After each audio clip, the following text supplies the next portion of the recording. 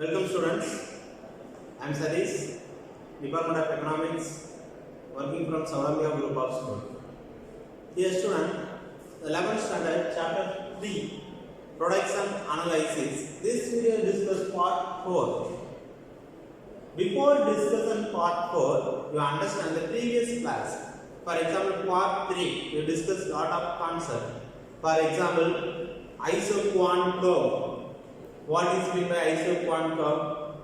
And then diagram, isoquant diagram. The another one is isoquant map. Sama utpatti varagadamna enna அப்படிங்கெல்லாம் பார்த்தோம். You draw more than one or two isoquant curve is finally getting for isoquant map. ஒன்றுக்கும் மேற்பட்ட சமநோக்கு வளைகோடுகளை சம உற்பத்தி கோடுகளை வரைந்தால் நமக்கு கிடைப்பது சம உற்பத்தி வரைபடம் அப்படிங்கெல்லாம் பார்த்தோம். And the properties of isoquant map, அதோட properties, and then finally isocast line என்னன்னு பார்த்தோம். The previous class, isocast line. Now this video is part 4 discuss the concept of producer equilibrium. The first of all we discuss producer equilibrium and then production function. What is the production function? உற்பத்தி சார்புனா என்ன அப்படிங்கறது பார்ப்போம். Now we discuss producer equilibrium.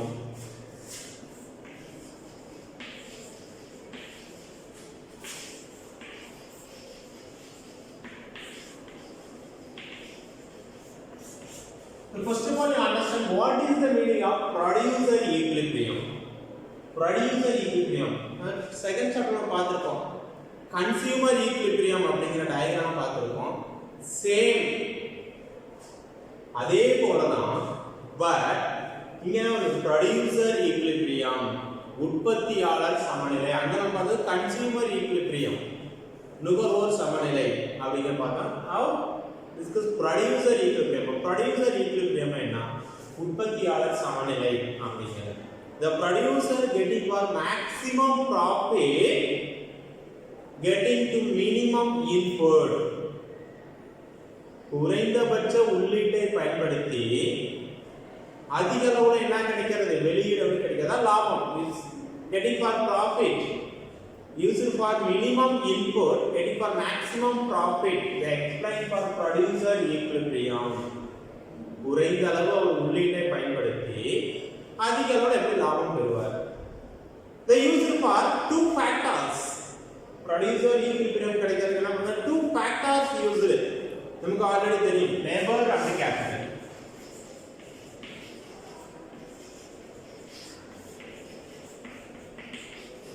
As two factors இரண்டு காரணிகள், labor and capital used for producer equilibrium.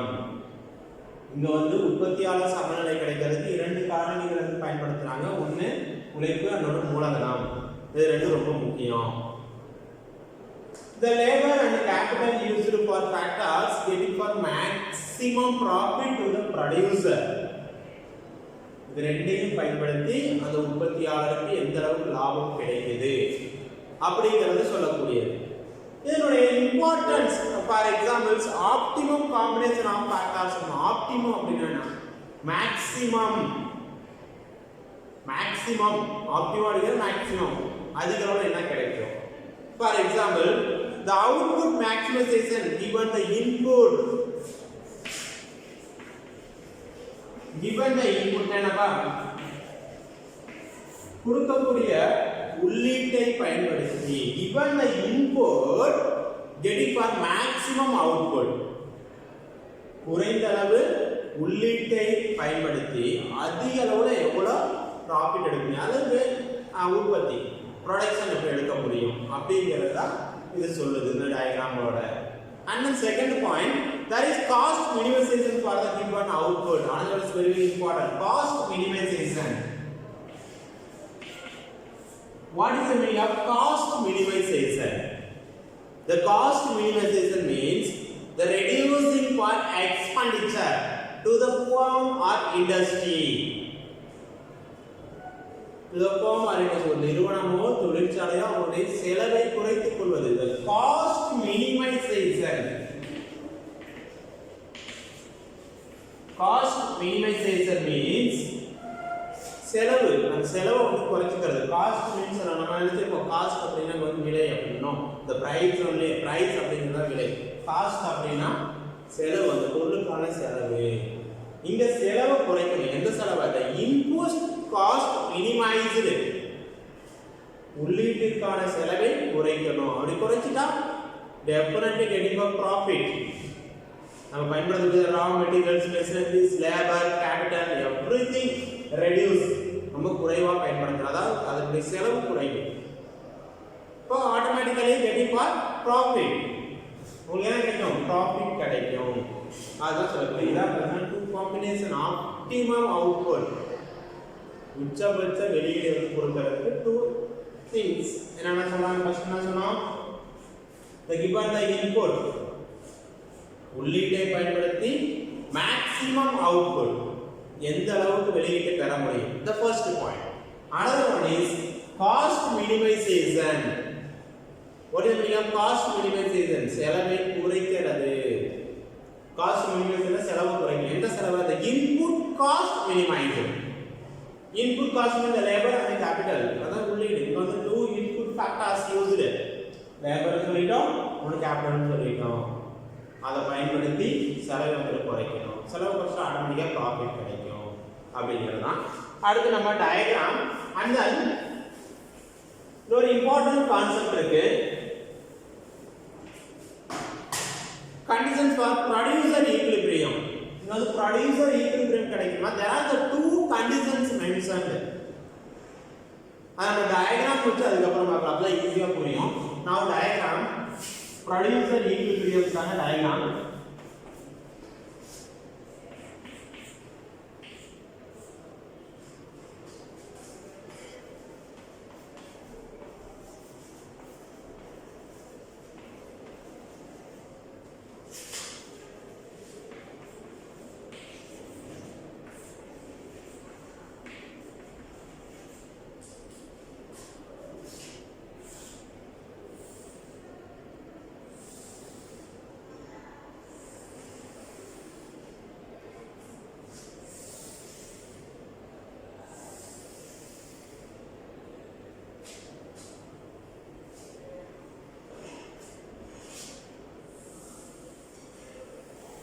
diagram கான procedure very important.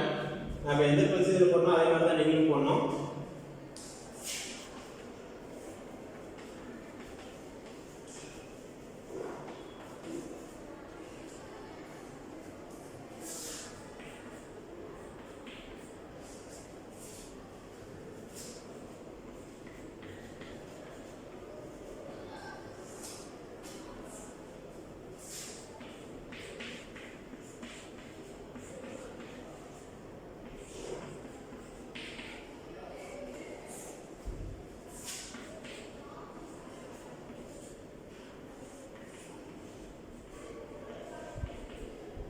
அதாவது producer equilibrium diagram.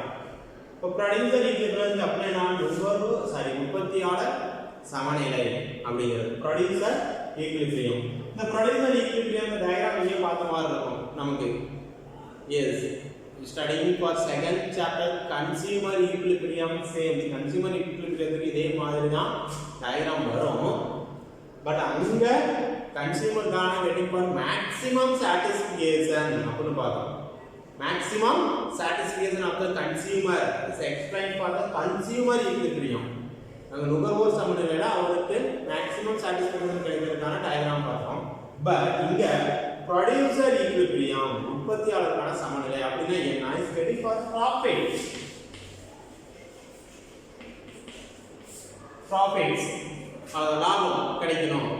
அதான் இங்க வந்து சொல்லக்கூடியது. ஓகே, இப்போ O x axis the units of labors mentioned.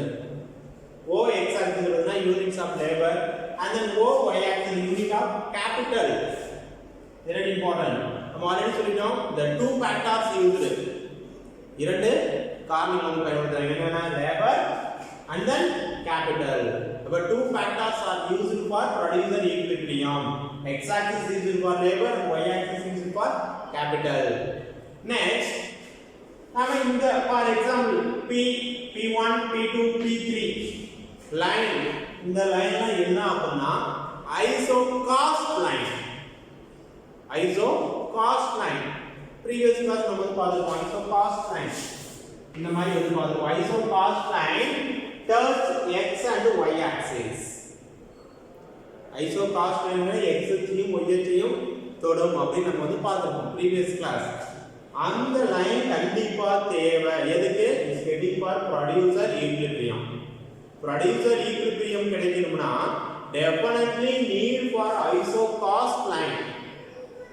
சம செலவு கோடு அப்படிங்கிற ஒன்று தேவை. And then isoquant line. Isoquant line க்கு isoquant curve அது எடுத்துங்க. Isoquant curve is needed. அப்ப producer equilibrium கிடைக்கணும்னாவே the need for isoquant curve and then isocost line இது ரெண்டும் தேவை. அது இருந்தால நம்ம producer equilibrium கண்டுபிடிக்க முடியும். அப்ப இந்த P1, P2 and P3 line is called isocost line. And the downward sloping curve, the isoquant curve.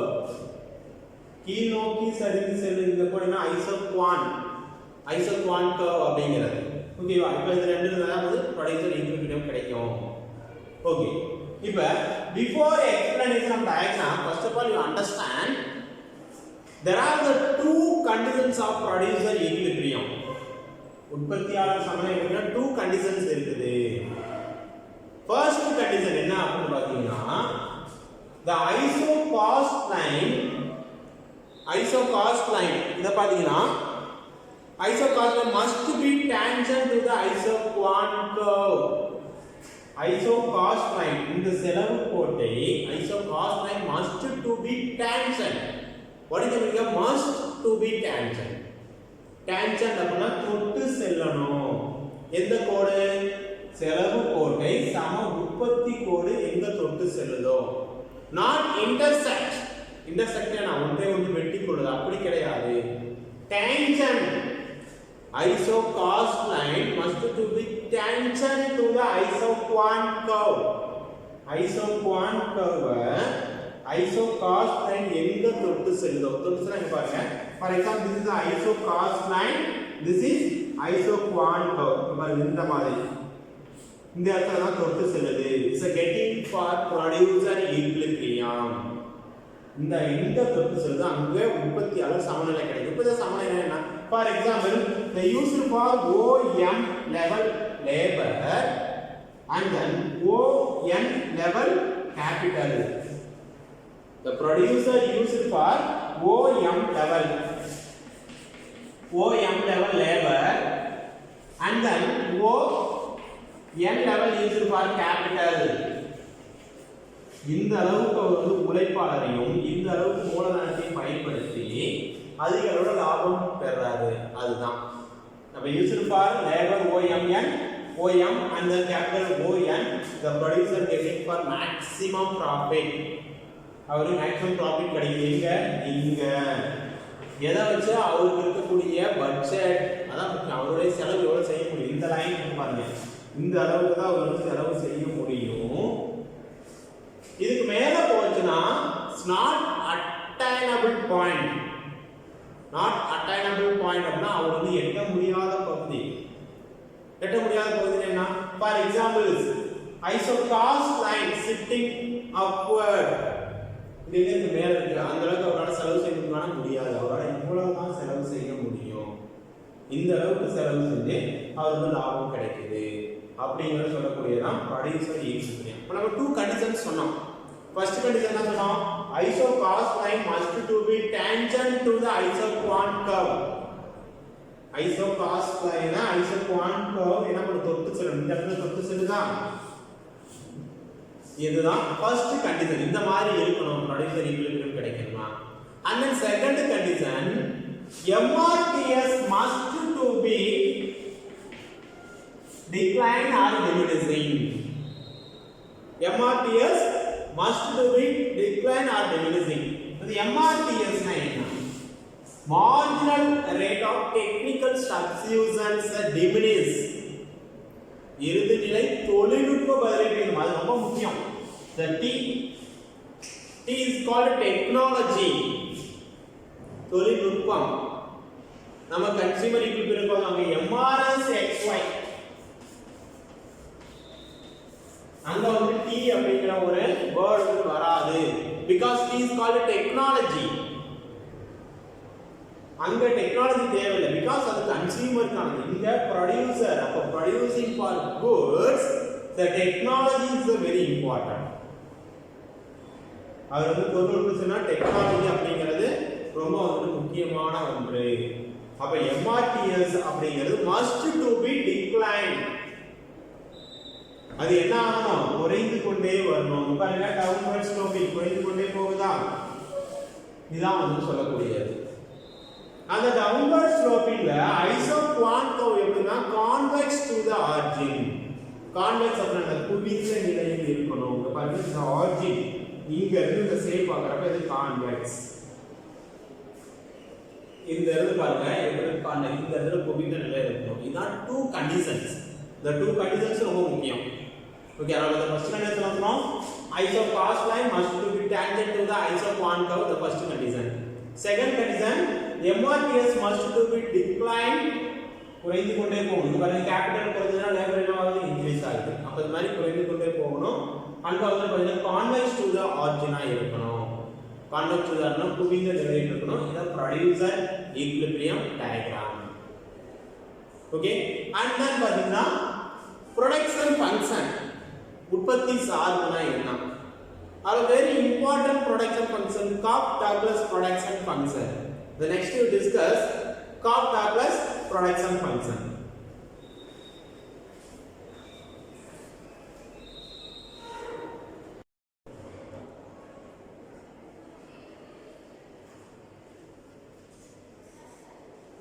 The another one is Cobb-Douglas production function. Production function என்ன? உற்பத்தி சார்பு அப்படிங்கிறது. இந்த உற்பத்தி சார்புல first important production function அப்படினா Cobb-Douglas production function. அதுக்கு முதல்ல நம்ம வெளிய production function இருக்குது. CES production function, constant elasticity of substitutes production function அப்படிலாம் இருக்கு.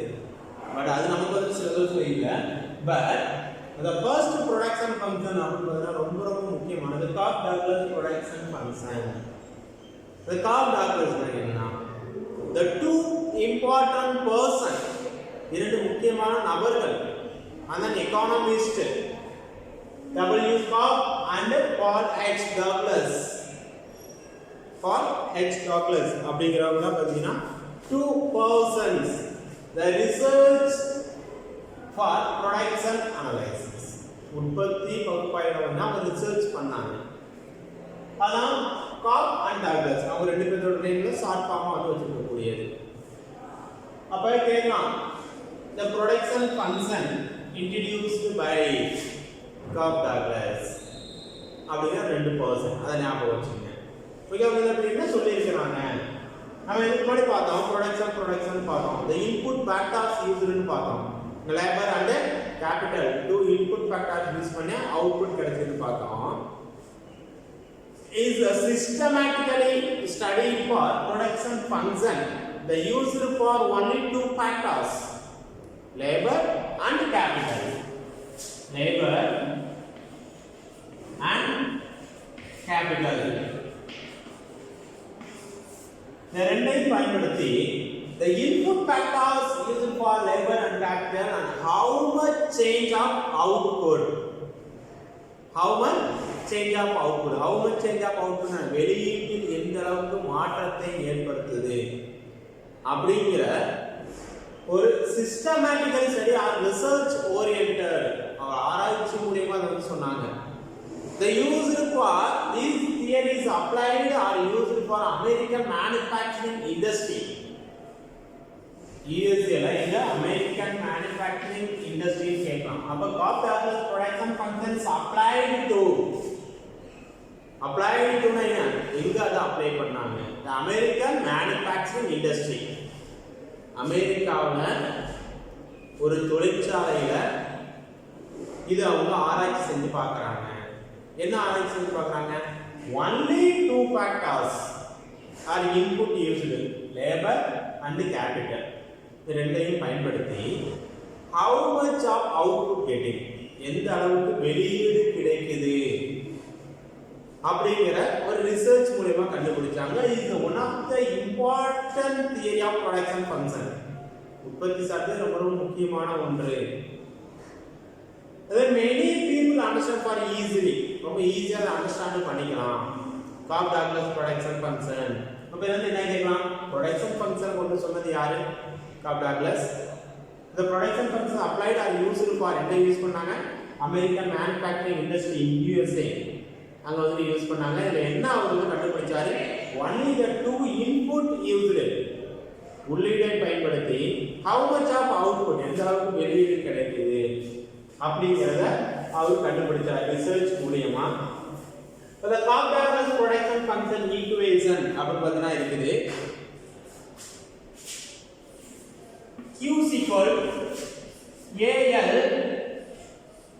alpha and K beta. இதான் பாத்தீங்கன்னா Cobb-Douglas production function equation, familiar and famous equation. ரொம்ப முக்கியமானதும் அடிக்கடி வந்து கேட்கக்கூடியதும். இப்போ Cobb-Douglas production function equation Q is equal to AL alpha K beta. A Q is means the quantity of output mentioned.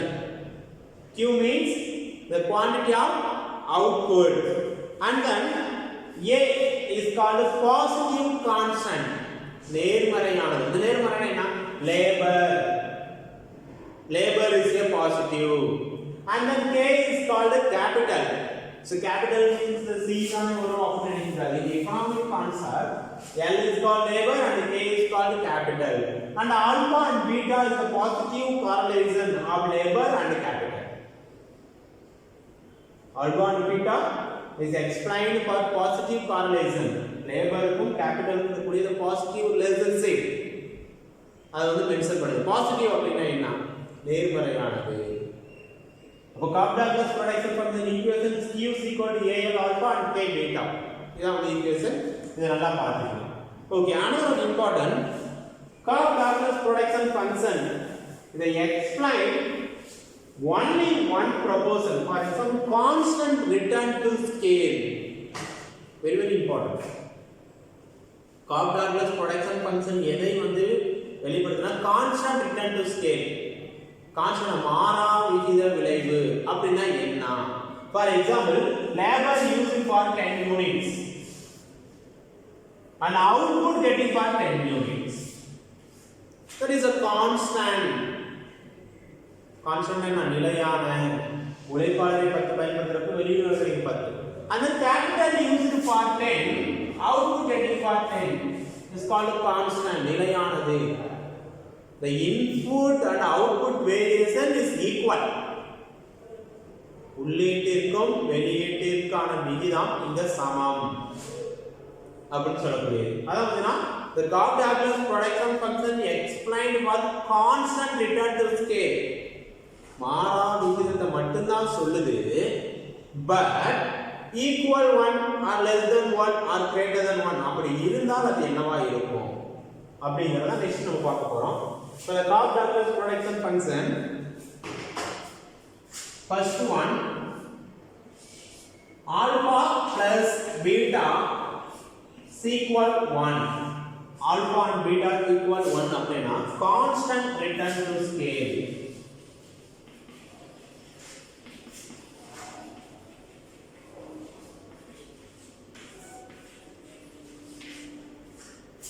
Second one is alpha plus beta less than 1. Alpha plus beta less than 1 இருந்தா என்ன? So diminishing return to scale.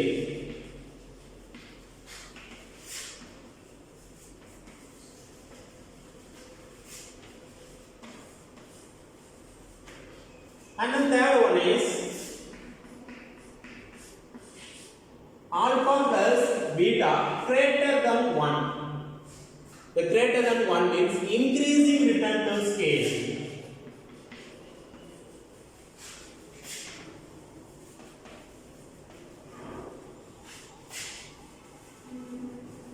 The three variation by less than 1 or greater than 1 and equal 1. There three variation இருக்கு. But the Cobb-Douglas production function assumed only constant return to scale. அவர் வந்து எதை சொல்றாங்க? The 2% constant நிலையானது தான் சொல்றாரு. ஒன்றுக்கு சமம். ஒரு இன்புட் யூஸ் பண்ணோம்னா அவுட்புட் ஒன்று கிடைக்கும். அது 5 இன்புட் யூஸ் பண்ணா 5 அவுட்புட் கிடைக்கும். அப்படிங்கிற கான்ஸ்டன்ட் தான் சொல்றாரு. ஓகே. இப்போ ஃபர்ஸ்ட் ஒன் பாருங்க ஆல்பா பிளஸ் பீட்டா ஈக்குவல் 1. ஒன்றுக்கு சமம் அப்படினா என்னது? Constant return to scale. Constant மாறா விகித விளைவு. கான்ஸ்டன்ட் ரிட்டர்ன் டு ஸ்கேல் சொல்லுது. And then alpha plus beta less than 1. Less than 1 means, for example, below 1, 0.5 or 0.6 or 0.7, anyone. Less than 1, ஒன்றை விட குறைவு அப்படினா diminishing return to scale. Diminishing அப்படினா குறைந்து செல் விகிதம் அப்படிங்கிற ஒன்று. Less than 1 na. Okay, next alpha plus beta greater than 1. Greater than 1 means the increasing return to scale. Increasing return to scale means the greater than more than 1%. For example, the input increasing 10 but output getting for 20 is called more than 1%. உள்ளீடு 10 அதிகரிக்கிறப்ப வெளியீடு 20 கிடைச்சதுனா so more than 1% is called greater than 1 is called increasing return to scale. But less than 1 means the input increasing 10 but output getting for 8. Input 10 but output 8. So less than 1. Less than 1 is the diminishing. And constant in the input increasing 10, output also 10. It is called the constant return to scale. The three variations. இந்த மாதிரி மூணு இருக்குது. ஒருவேளை increase இல்லனா decrease நான் தெரிஞ்சுங்க. But Cobb-Douglas production function சொன்னது only constant return to scale. அதை மட்டும் தான் அவங்க சொன்னாங்க. அதனால இத பாத்துங்க. Okay?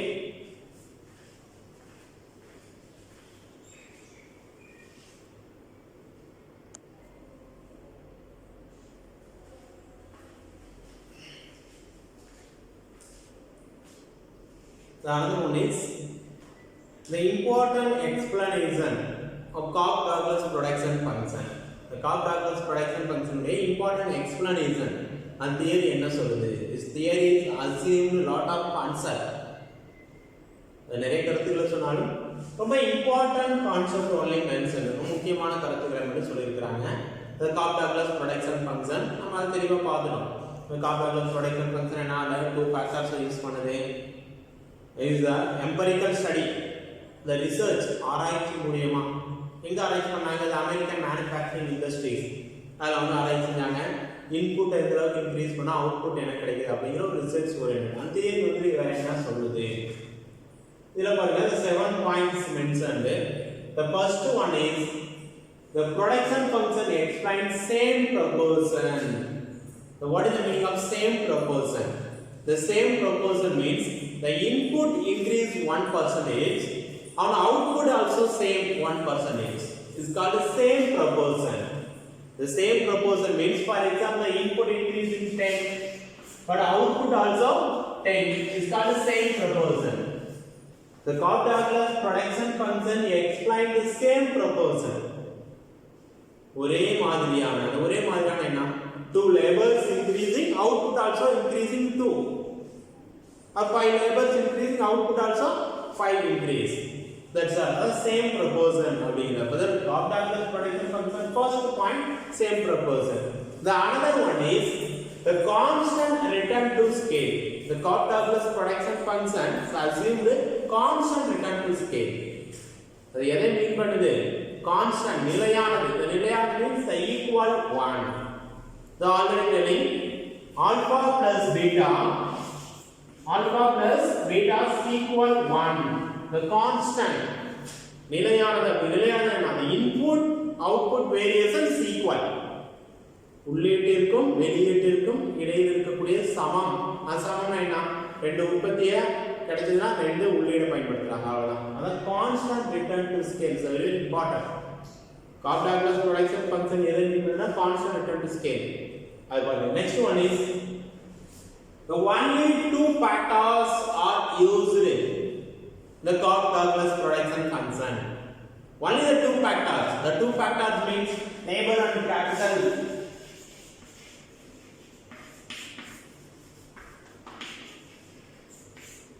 Only the two factors. இரண்டு காரணங்கள் மட்டும் தான் பயன்படுத்துறாங்க. ஒன்னு உழைப்பு இன்னொன்னு மூலதனம். அத labor and capital are used for Cobb-Douglas production function.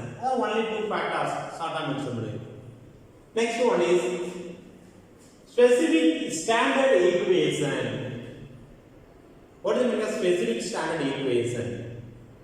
The Cobb-Douglas production function கான equation already telling Q is equal to AL alpha and K beta. This is called the specific equation of Cobb-Douglas production function. அந்த equation மூலமா அவங்க சொல்லி இருக்காங்க. அப்படிங்கறத the Cobb-Douglas production function க்கு specific standard equation அப்படினு ஒன்று இருக்குது. அத நம்ம ஆல்ரெடி பார்த்திருக்கோம். Okay. Next L and C means land, labor and capital. Labor and capital. Both factors are employed. Both factors are employed. இரண்டு காரணிகள் மட்டும் தான் அங்க வேலையில் இருக்குது. Both factors are employed. ரெண்டு காரணிகள் மட்டும் தான் அங்க இருக்குது அப்படிங்கிறது நீங்க பாருங்க. நான் ரெண்டு தான் பயன்படுத்துறோம். Labor and capitals are used for the production. உற்பத்தியை ரெண்டு தான் பயன்படுத்துறாங்க. And then next sixth point is a very very important one. Labor contribute 3/4. For example, 3/4 means 4 la 3 only used for labor. So labor contribute very high. For example, 75% of labor used in Cobb-Douglas production function. பாருங்க, labor contribute 3/4 அப்படினா 4/3 பங்கு. 4/3 பங்கு எதை பயன்படுத்துறாங்க? Labour. அதாவது உழைப்பாளரை அதிகமா பயன்படுத்தணும் அப்படிங்கிற கருத்து தான் இது. இப்ப லேபர்ஸ் யூஸ்டு ஃபார் 75%. 75% யாரை பயன்படுத்துறாங்க? Labour. And then capital contribute of 1/4. 1 divided by 4. 4/1 பங்கு தான் என்ன பண்றாங்க? கேபிட்டல் மூலதனத்தை கொடுக்கணும். அது assume or assumption of the Cobb-Douglas production function. அதுக்கான assumption the constant இது constant தான். அப்ப capital contribute 25% only. இது இந்த மாதிரி கூட சொல்லலாம். 25%. அப்ப ஆல்ரெடி labor contribute 75% அப்படினா 3 divided by 4. 4/3 பங்கு உழைப்பை பயன்படுத்துறாங்க. அப்ப எவ்வளவு? 75%. இங்க பாத்தீங்கன்னா 4/1 பங்கு தான் மூலதனத்தை பயன்படுத்துறாங்க. அப்படின்னா நம்ம பண்ணக்கூடிய பணம் முதலீடு மூலதனம் குறைவா இருந்து உழைப்பை அதிகமா பயன்படுத்தினா அவுட்புட் கிடைக்கும் அதிக அளவுல அப்படின்னு சொல்லக்கூடியது. அப்ப இது 25%. அதான் வெரி வெரி இம்பார்ட்டன்ட். நம்ம கேட்கலாம், the Cobb-Douglas production functions the labor contribute dash and capital contribute dash அப்படின்னு கேக்குறாங்க. labor contribute 3/4 and capital contribute 1/4 of production. அதான் தெரியும். இங்க இப்ப 3/4ங்கிறது எது? and 1/4 அப்படிங்கிறது எது அப்படி பாருங்க. labor contribute 3/4 and capital contribute 1/4 அப்படிங்கிறது பாத்துங்க. இது very important. Okay. And then finally the last important concept of production function, the elasticity of substitution. What is the meaning of substitution? The alternative of factors. உற்பத்தி காரணிகள் அப்படிங்கிறது அந்த alternative. Alternative are labor and capital. Suppose reducing for labor, increasing for capital, or increasing for capital, decreasing for labor. அந்த மாதிரி alternate substitution ஒன்றுக்கு ஒன்றாக பதிலீடா மாற்றி பயன்படுத்தலாம். அதாவது பாத்தீங்கன்னா the elasticity of substitution between the factors is equal 1. ஒரு labour குறையுது, லேபர் 1 குறைச்சா கேபிட்டல் என்னவாகும்? 1 இன்க்ரீஸ் ஆகும். decreasing to, and capital also increasing to. அப்ப the same proportion equal 1 அப்படிங்கறதுல அதிகரிக்குது. ஒன்னு குறையுதுனா இன்னும் ஒன்னு அதிகரிக்கும். the same proportion, that's all. ஒரே விகிதத்தில் மாறும். இத பத்தினா Cobb-Douglas production function important points. Okay, இத பத்தின important points. Okay, next one, this video discuss, for example, the particular concept of producer equilibrium. Producer equilibrium na enna? The optimum uses of producer equilibrium, optimum maximum enna? And then conditions of producer equilibrium. நுகர்வோர் sorry உற்பத்தியாளர் சமநிலை கிடைக்கிறதுக்கு என்ன condition? There are the two conditions and the diagrammatically explanation also. Again, the production function use பண்ணது யார்? Cobb-Douglas. அதனால அதை எங்க ரிசர்ச் பண்ணாங்க. அப்புறம் இந்த 3 points important, alpha plus beta equal 1 less than 1 and greater than 1 என்ன, அதனால அது இம்பார்ட்டன்ட் பாயிண்ட்ஸ் இதெல்லாம் பார்த்துருக்கோம். Okay students, thanks student for வாட்சிங் வீடியோஸ்.